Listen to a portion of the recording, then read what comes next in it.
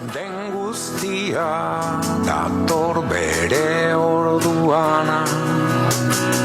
Denak du bere. Kaixo, egunon berriro ere guztioi. Ni honintza Ola Izola naiz, Taupako erregintza hildoko arduraduna eta gaur mai ingurua hau gidatzeko ardura ere izango dut. Gaurko azken blokearekin hasiko gera orain, goizean zehar entzun ditugu nola hizkuntzen biziberritzean sortzen diren kontakizunak Euskal Herriko mugimendu ezberdinekin partekatzen eta hausnartzen ibili diren Julen eta Manuel bihar kongresuaren baitan, eta azken bloke honetan ikuspegi intersekzionalean sakontzen saiatuko gara. Horretarako ikasi nahiko dugu ea hizkuntzaren biziberritzean darabilzkigun ze kontakizun diren, beste mugimendu batzutan antiarrazakerian, feminismoan, ekologismoan erabiltzen ari direnen berdinak, zeintzuk hartu ditzakegun gurean erabiltzeko eta non osagarritu gaitezken. Horretarako 3 hizlari gonbidatu ditugu gaurkoan eta aurkeztu egingo dizkizuet. Lehenik eta behin, Leo Bueriberi daukagu, Gasteiztarra da bera, artista eta komunikatzailea, eta herri mugimenduko militante feminista eta antiarrazista da. Bigarrenik, Aritz Landeta, Getxostarra, gaur etxean jokatzen du honek, politologo eta ikerlaria, mugimendu ekologistan, Getxoko kultur elkartegintzan eta gazte mugimenduan dabil bera, eta hirugarrenik, Miren Artetxe daukagu, Lasarte Horiarra, Euskal Filologian lizentziatua eta soziologia, antropologia eta gizarte eta kultur geografian doktorea eta EHUko hizkuntza eta literaturaren didaktika saileko irakaslea. Gaurko mai inguruan, hizlari bakoitzako 20 minutu izango ditu lehenik eta behin berak dakarrena guri azaltzeko, eta ondoren, lehen aipatutako gako horien bueltan, elkarrizketa bat egingo dugu. Hori baina lehen ala ere, hitzartzarekin sartu aurretik, tartetxo bat hartu nahiko nuke guk Taupatik intersekzionalitate hori nola ulertzen dugun azaltzeko. Aipatu dut lehenago ere gaur goizean kontakizunen inguruan jardun dugula, ezta? Eta jakin badakigu batzuek kontatzen digutela guri hizkuntza txikiak garela. Beste batzuek berriz hizkuntza gutxituak garela esaten digute. Baina hizkuntzak hori baina gehiago dira. Identitate kolektibo bat edo mundu ikuskera bat edo askoz gehiago izan daitezke. Horregatik, komunitate gutxituok gai izan behar dugu kontakizun propioak egiteko. Eta horien bidez askotariko jendearengana iristeko. Herri proiektu partekatu bat gero irudikatu ahal izateko denon artean. Korronte homogeneizatzaile bortitz baten aurrean gaude. Eta honi aurre egiteko badakigu arrazoi izatea ez dela beti nahikoa. Horregatik, askotariko bizipenak, kezkak eta sentsibilitateak ulertzeko gai izan behar gara, eta hauekin konektatuko duten kontakizun berriak eraikitzeko.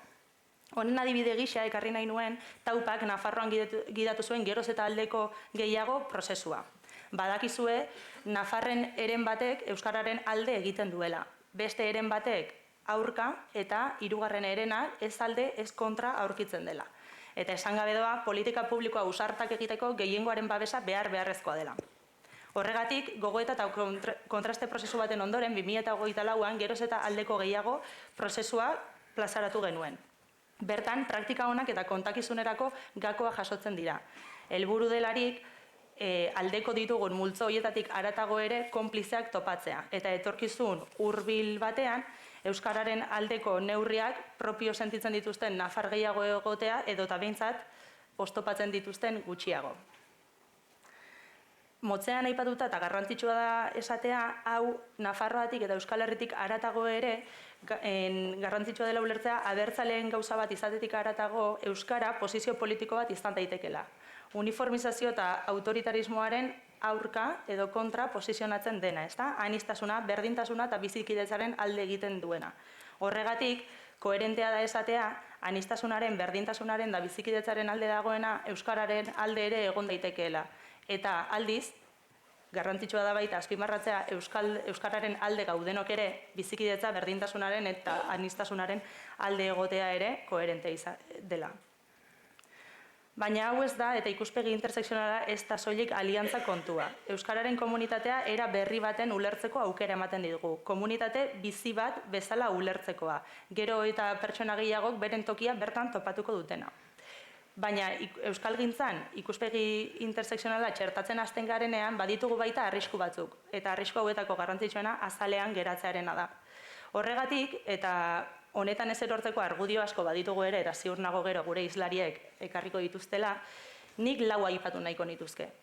Batetik, lehenengoa, askotariko bazterketak ulertzea. Ulertu behar dugu, euskararen egoera ez dagoela genero, klase sozial, arrazakeria edo migrazio prozesuetatik aparte.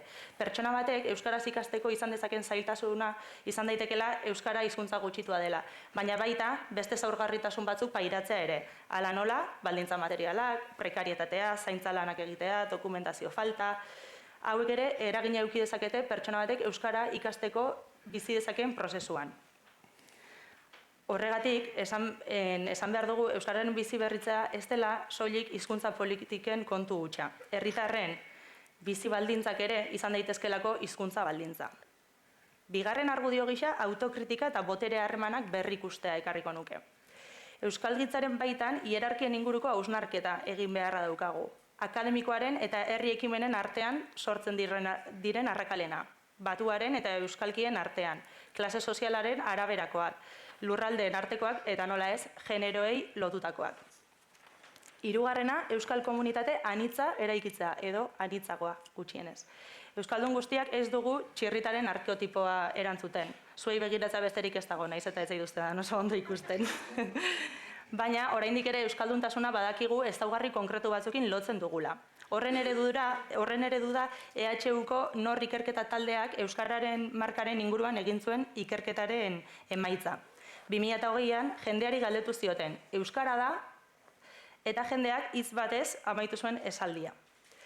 Ez dakit zuen burura ze hitz etorri den, baina ikerketa hortan jasotako 3 hitzak gehien entzun zirenak autentikoa, tradizionala eta maitatua izan ziren. Horrek erakusten digu euskara biziberritze prozesuan eta irikitze prozesuan baldin badago ere, oraindik badaudela ideia jakin batzuk euskarari lotzen dizkiogunak. Intersekzionalitateak berriz, aukera ematen digu euskal komunitatea modu irekiago batean irudikatzeko. Eta horrek, zenbat eta herritar gehiago beren burua euskararen komunitatean ikusi, gure komunitatea sendotzea dakar. Laugarren argudioa berriz, aliantzak eta konplizitateak indartzea da. Hizkuntza biziberritzea eraldaketa sozial batean kokatzen da. Ezin dugu beste eraldaketetatik aislatuta ulertu. Feminismoarekin, antiarrazismoarekin eta ekologismoarekin eta beste mugimendu sozialekin aliantzak eta konplizitateak errasteko aukera gisa ulertu behar dugu. Intersekzionalitaterik gabe ulertu behar dugu herriari begiratzen diogunean desenfokatuta ikusiko dugula. Ezingo ditugula herriak dituen matiz horiek guztiak ikusi. Eta herriaz hitz egiten dugunean noski euskaraz dakitenez eta ez dakitenez ari gara. Euskararen erabilera areagotzeko erronkan, guk bi norabideetako erronka identifikatzen dugu. Vertikala eta horizontala dioguna, eta azaltzera noa. Erronka vertikala hitz egiten dugunean, geroz eta euskaldun oso gehiago behar ditugula diogu. Eta horizontala hitz egiten dugunean berriz, geroz eta pertsona gehiago euskararen ulermenera iristea behar dugula. Eta bate pentsatuko du, helburua ulermenean jartzerakoan, helburua apaltzen ari garela, baina hori ez da horrela. Ulermen unibertsalak joko zelaiko arauak goitik bera aldatuko lituzkelako. Bizikidetza linguistiko bidezkoago bat, estres linguistiko gutxiago, eta hizkuntza autu askeagoak hartu ahalko genituzke ulermena unibertsalizatuko balitz. Gainera, ulertu behar dugu ulermena ez dela azken helmugan, lehen urratsa baizik. Badakigulako hizkuntza baten ikasketa prozesuan motivazioa ahalbidetzen dutenak esperientzia positiboak eta arrakastatsuak direla. Beraz, guk honako erronka planteatzen dugu eta planteatzen dizuegu zuei ere gaurkoan. Nolako baldintzak sortu behar ditugu ahalik eta jende gehiena gutxienez ulermenera iristea posible izan dadin? Guk uste dugu, galdera honi erantzuten diogunean eta erantzuna aztertzen dugunean ikuspegi intersekzionala guztiz beharrezkoa dugula. Ulermenean urratsa egiteko behar ditugun baldintzak elkarrekin adostu eta lehentasunez horietan eragiten hasteko. Azken batean, euskaltzaletasuna ere modu berrian pentsatzeko gonbidapena egiten digu begirada ikuspegi intersekzional honek. Ez nortasun itxi bat bezala, baizik eta gero eta jende gehiago partekatu dezakeen konpromiso ireki bezala. Baina tira, horren bestez, eta ja denbora desente lapurtu detenez, gaian sakontzeko eta ikasten jarraitzeko, hitza emango diegu gure hizlariei.